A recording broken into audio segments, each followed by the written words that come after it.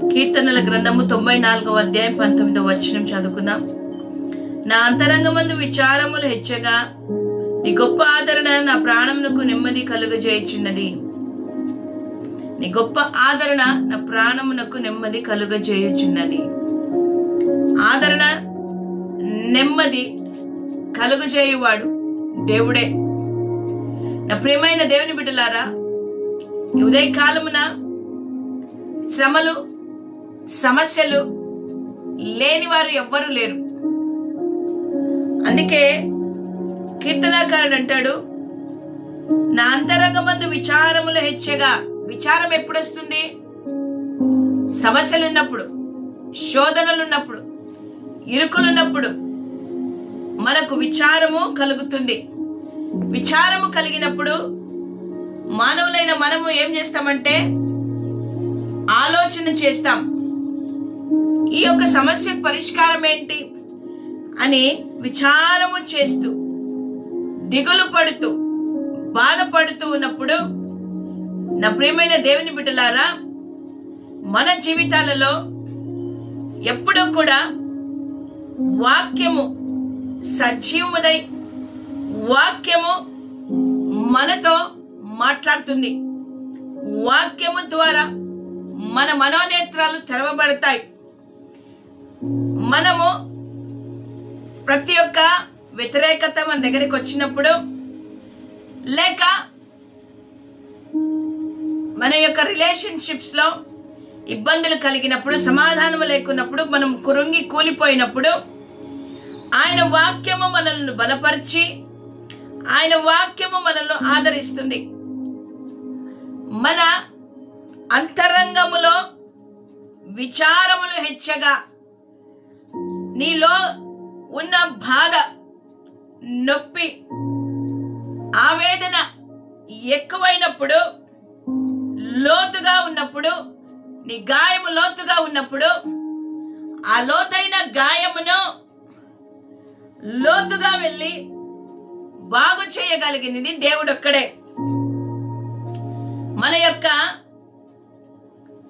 సమస్యలు, శ్రమలు ఎక్కువైనప్పుడు ఆయన మనతో కూడా ఉండి, ఆయన మనల్ని ఓదార్చి, ఆయన మనకు సహాయము చేసే దేవుడిగా మనం చూస్తూ ఉంటున్నాం. నా ప్రియమైన దేవుని బిడ్డలారా, దేవుని వాక్యము సజీవమైనది కదా. ఆయన మనకున్న ప్రతి ఒక్క విచారమును, ప్రతి ఒక్క ఆలోచనను, ప్రతి ఒక్క నొప్పిని, ప్రతి ఒక్క దిగులును, భారమును తొలగించాలని ఆశపడుతూ ఉన్నాడు. అందుకే నాకు ఆదరణ, నా ప్రాణముకు నెమ్మది కలుగజేయుచున్నది ఏది? దేవుని యొక్క వాక్యము. ఈరోజు మన ఆత్మ, ప్రాణ, శరీరములో మనము మోయలేని భారాన్ని మనం మోస్తూ ఉంటున్నాం. ఆ భారము ద్వారా రోజు రోజు విచారములు హెచ్చి కృంగిపోయి ఉంటున్నాం. ఆదరణ లేని వారిగా, నెమ్మది లేని వారిగా, దుఃఖముతోనూ సమస్యలతోనూ చింతిస్తూ కూర్చున్నాం. అట్టి వారితో దేవుడి ఉదయకాలం మాట్లాడుతుంటున్నాడు. నెమ్మది, ఆదరణ, సమాధానము ఇచ్చువాడను నేనే. దేవుడు తన బిడ్డలను ఏ భారము లేకుండా వారిని సంతోషంగా ఉంచాలనేదే ఆయన కోరిక. అందుకే ప్రయాసపడి భారము మోయించిన సమస్త జనులారా నా యొద్దకు రండి, భారాన్ని నువ్వు మోయొద్దు. ఇదిగో నేను నీ భారాన్ని తొలగించేవాడను, నీకు ఆదరణనిచ్చేవాడను, నెమ్మది కలుగజేయవాడను నేనే. ఆయన మనల్ని ఓదార్చి, ఆయన మనకు సహాయం చేసే దేవుడై ఉంటున్నాడు. నా ప్రియమైన దేవుని బిడ్డలారా, మనము ప్రార్థన ద్వారా దేవునితో సహవాసము కలిగిన వారై, మనము ప్రతి విషయమును ఆయన దగ్గర చెప్తూ, మన చింత యావత్తును, మన విచారములను, మన దుఃఖమును, మన భారమును ఆయన మీద మోపేవారిగా ఉండాలి.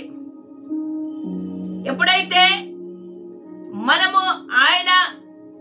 సన్నిధికి వచ్చి మన భారమంతా ఆయన మీద మోపుతామో ఆయన తన శాంతిని, నెమ్మదిని మన ప్రాణములకు ఆదరణ కలుగజేసి ఆయన మనల్ని నడిపించేవాడిగా ఉంటున్నాడు.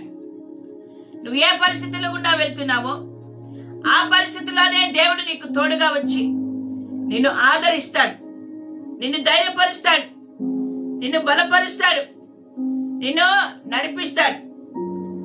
నా ప్రియమైన దేవుని బిడ్డలారా, లోకంలో ఎంతో మందిని మనం చూసాం. విచారంలో హెచ్చగా మనకు నెమ్మది కలగదు, ఆదరణ కలగదు, ఎవరు మనకు సహాయం చేయరు.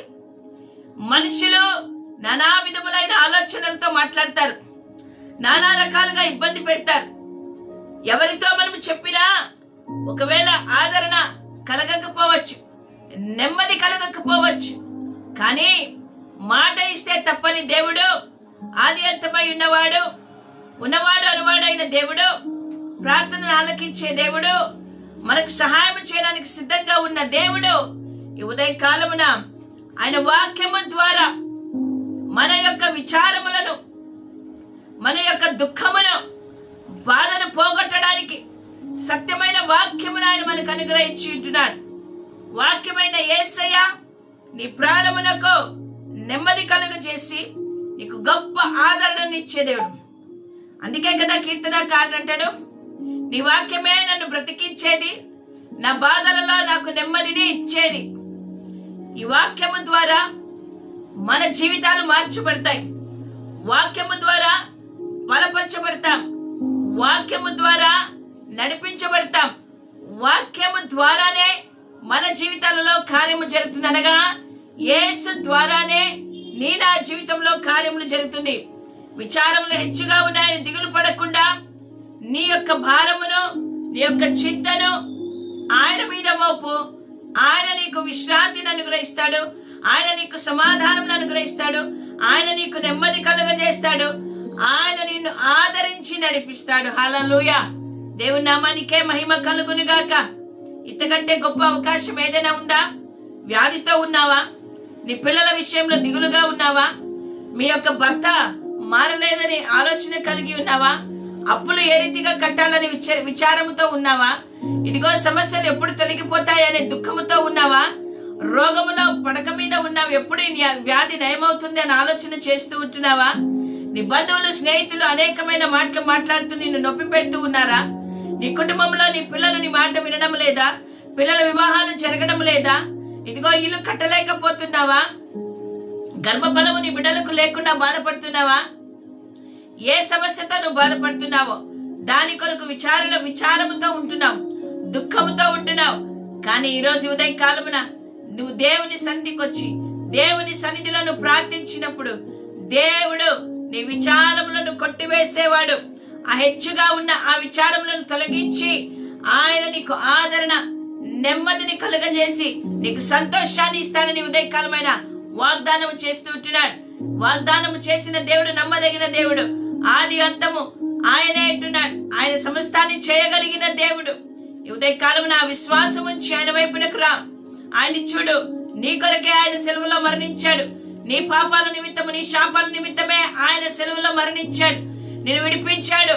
ఈ రోజు కూడా ఆయన నిన్ను చేయి వదిలే దేవుడు కాడు.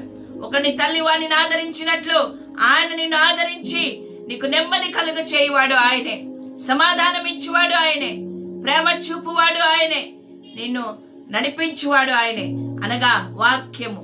కాబట్టి అనునిత్యము వాక్యమైన యేసయ్యతో సహవాసము చేద్దాం, వాక్యాన్ని ధ్యానిద్దాం, వాక్యాన్ని విందాం, వాక్యాన్ని చదువుదాం. వాక్యము మనల్ని సరిచేసి నడిపిస్తుంది. హల్లెలూయా. దేవుని నామానికే మహిమ కలుగును గాక. దేవుడు ఈ మాటలు మన వినికిడిలో దీవించి ఆస్వాదించును గాక. ఆమేన్. ప్రార్థన చేసుకుందాం. పరిశుద్ధుడా, నా అంతరంగమందు విచారములు హెచ్చగా, ఎన్నో విచారములు నా అంతరంగంలో ఉన్నాయి.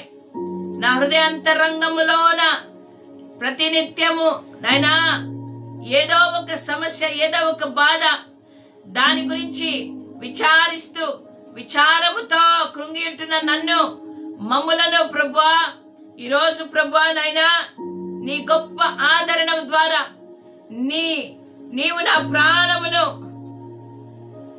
ఆయన రక్షించి నెమ్మది కలుగ చేయడానికి సిద్ధంగా ఉన్నావని నేను నమ్ముతుంటున్నాను.